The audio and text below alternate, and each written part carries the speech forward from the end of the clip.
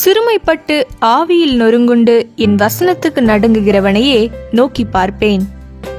ஏசாயா 66:2. எளியவரையும் உள்ளம் வருந்துபவரையும் என் சொல்லுக்கு அஞ்சுபவரையும் நான் கண்ணோக்குவேன். ஏசாயா 66:2.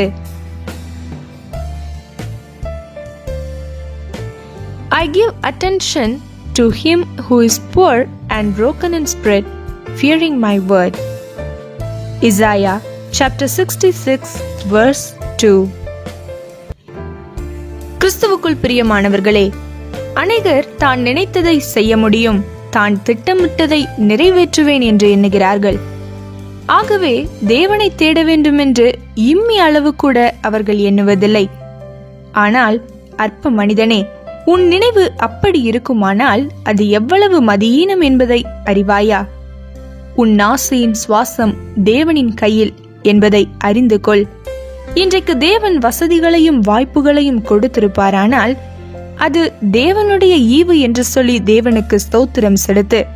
இன்று உன் ஜீவன் அவர் கொடுத்த பிச்சை என்று நடுக்கத்துடன் அவரை சேவி, அப்பொழுது பிழைப்பாய். அவரை அண்டிக் கொள்வதே நலம். அதே தேவன் அவாந்தரமான ஸ்தலங்கள் கட்டப்படும், அதனால் நான் கர்த்தர் என்று அறிந்து கொள்வீர்கள் என்று சொல்லுகிறார். ஆபத்து கிட்டும் பொழுது தேவனை அண்டிக் கொள்வது நலம். அவரை அண்டிக் கொள்ளுகிற யாவரும் பாக்கியவான்களே. நீ அப்படி கர்த்தரை அண்டிக் கொள்ள விரும்புகிறாயா? அவரால் தண்டிக்கப்படுவதின் மூலமா?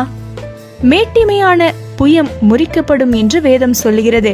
என கருமையானவர்களே, கர்த்தருடைய வார்த்தைக்கு பயப்படுவோமாக. சிறுமைப்பட்டு ஆவியில் நொறுங்குண்டு என் வசனத்துக்கு நடுங்குகிறவனையே நோக்கி பார்ப்பேன் என்று கர்த்தர் சொல்கிறார். தேவனுடைய வார்த்தையின் அளவை பார்க்கும்போது நாம் எவ்வளவாக ஆவிக்குரிய வாழ்வில் குறையுள்ளவர்களாக இருக்கிறோம் என்று சிந்தித்து மனம் திரும்புவோமாக.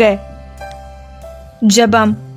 எங்கள் நினைவுகளை அறிகிற இயேசுவே, உம்முடைய தயவை நாடி ஒவ்வொரு நாளும் உம் பாதம் அமர்ந்து உம் வார்த்தைக்கு செவி கொடுக்க, அதன்படி நடக்க உணர்வை தாரும்.